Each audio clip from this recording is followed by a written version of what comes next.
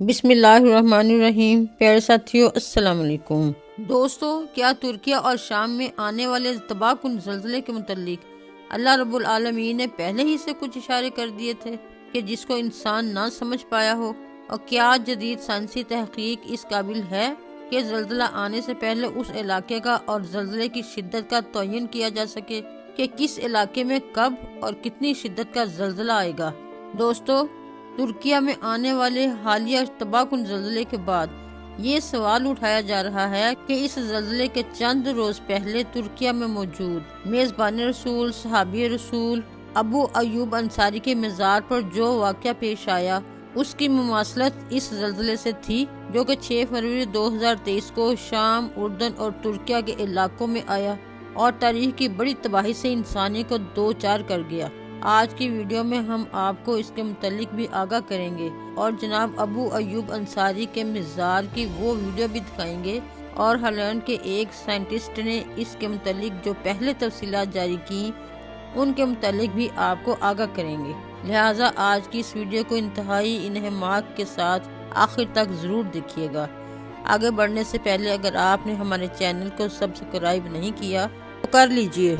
اور bell icon click کر دیجئے تاکہ ہماری ہر نئی آنے والی ویڈیو کا نوٹیفیکیشن آپ کو وقت پر موصول ہو سکے۔ تو دوستو، سب سے پہلے آپ کو حضرت ابو ایوب انصاری رضی اللہ تعالیٰ عنہ کے ترکیہ میں موجود مزار کی ویڈیو کے منظر دکھاتے ہیں کہ آخر وہاں زلزلہ آنے سے چند دن پہلے کیا عجیب و غریب صورتحال پیدا ہوئی۔ ساتھیو، اس ویڈیو میں اس مزار کے اندر موجود وہ فانوس جو کہ عین قبر کے اوپر موجود تھے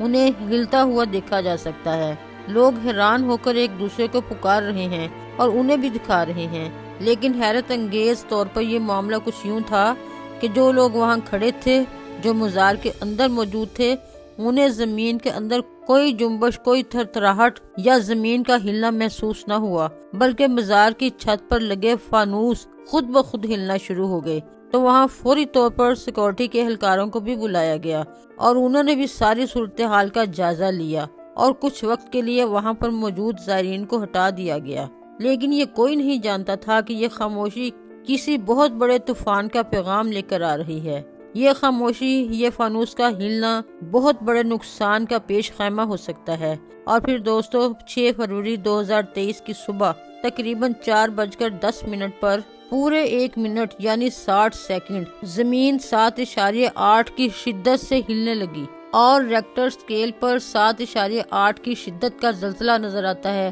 اور مسلسل زمین تھرتھراتی ہے، جو صرف ترکیہ کے 10 صوبوں میں 5600 سے زائد گھریلو اور کمرشل عمارتوں کو ملبے کا ڈھیر بنا دیتی ہے۔ اور نہ صرف یہ بلکہ ترکیہ، شام اور اردن سمیت اس خطے کے تمام ممالک کے اندر زلزلے کے یہ جھٹکے محسوس کیے جاتے ہیں، اور یہ سلسلہ یہی نہیں رکتا بلکہ پھر اسی شام 12 گھنٹے کے دوران دوبارہ 7.5 شدت کا زلزلہ آتا ہے اور رات تک مجموعی طور پر 300 کے لگ بھگ آفٹر شاکس آ چکے ہیں۔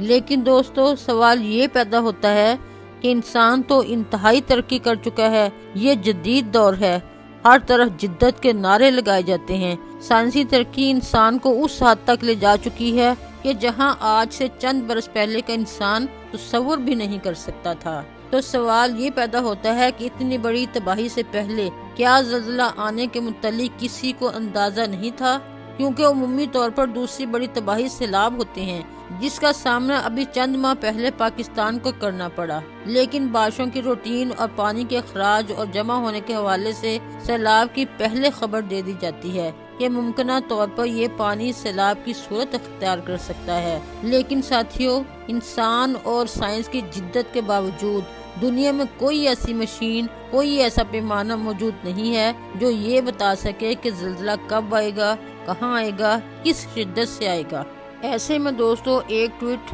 ہالینڈ کے ایک سائنٹسٹ کی طرف سے کیا گیا جو ذاتی طور پر نظام شمسی میں بہت زیادہ دلچسپی رکھتا تھا۔ 6 فروری سے پہلے اس نے ٹویٹ کیا اور سوشل میڈیا پر اس کی ایک ویڈیو بھی موجود ہے جس میں وہ یہ واضح طور پر بتاتا ہے کہ جلد یا بدیر 7.5 کی شدت کا زلزلہ سینٹرل ایشیا خطے میں، یعنی اس خطے میں جہاں ترکی، شام، اردن اس طرح کے دیگر ممالک موجود ہیں، اس خطے کا رخ کرے گا، اور پھر یہ بھی بتا دیا کہ یہاں پر شدید ترین آفٹر شاکس بھی آئیں گے۔ لیکن اس نے اپنی ویڈیو میں واضح کیا کہ میں محض اپنے علم کی بنیاد پر ایک اندازہ قائم کر رہا ہوں۔ زلزلے کے متعلق بتانے والی دنیا میں کوئی مشین، کوئی ٹیکنالوجی موجود نہیں ہے، لیکن دوستو آپ اسے حسن اتفاق کہیے یا پھر آپ اسے قدرت کا کرشمہ کہیے، یا اللہ نے اسے ایسا ہی علم عطا کر رکھا ہے کہ اس نے جو علاقے بتائے زلزلہ انہی علاقوں میں تباہی برپا کر گیا۔ چونکہ زلزلہ 7.8 کی شدت کا تھا اور اس نے ترکی اور شام میں ایسی تباہی مچا دی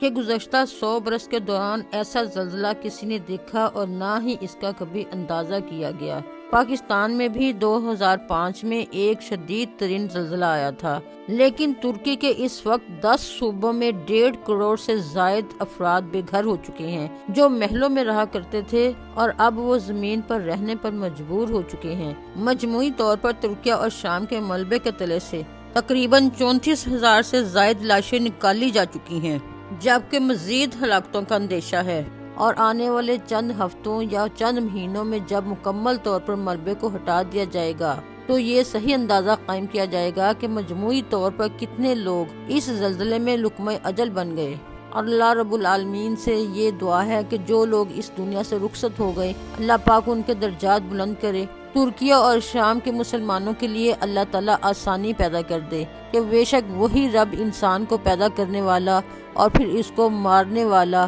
اور پھر زندہ کرنے والا ہے، وہی اس تباہ حال انسانیت کو بحال کرنے والا ہے۔ آمین یا رب العالمین۔ امید کرتے ہیں کہ ہماری آج کی یہ کاوش آپ کو اچھی لگی ہوگی۔ کمنٹ سیکشن میں اپنی قیمتی رائے کا اظہار ضرور کیجیے گا۔ اس ویڈیو کو لائک کر کے شیئر کرنا مت بھولیے گا۔ اپنا اور اپنے پیاروں کا خیال رکھیے گا اور ان کا بھی خیال رکھیے گا جن کا خیال رکھنے والا کوئی نہیں۔ انشاءاللہ دوبارہ اپنی قیمتی ویڈیو کے ساتھ پھر ملیں گے، تب تک کے لیے اللہ حافظ۔